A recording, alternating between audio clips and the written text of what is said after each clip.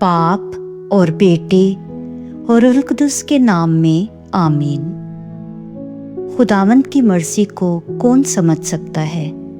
حکمت کی کتاب میں سے ہمارے لیے آج کی تلاوت اس کا نامہ باب 13ویں آیت سے 18ویں آیت تک۔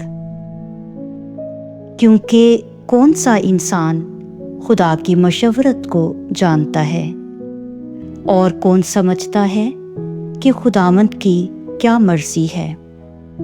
فانی انسان کے خیالات لرزاں ہیں اور ہماری مصلحتیں غیر یقینی ہیں، اس لیے کہ فاسد جسم روح پر گرا ہے اور خاکی مسکن تفکر کی عقل کو دباتا ہے، اور ہم محنت سے زمینی چیزوں کا قیاس کرتے ہیں اور کوشش سے اپنے سامنے کی باتوں کو سمجھتے ہیں، مگر جو کچھ آسمان میں ہے اس کی بابت ہمیں کون اطلاع دے گا، اور کون تیری مشورت کو جانے گا اگر تو حکمت نہ دے اور اپنی قدوس روح بلندیوں سے نہ بھیجے۔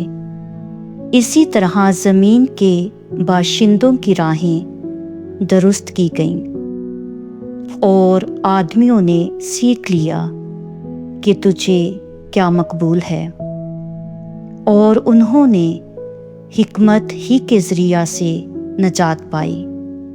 پاک کلام کے پڑھے اور سنے جانے پر خداوند کی برکت ہو۔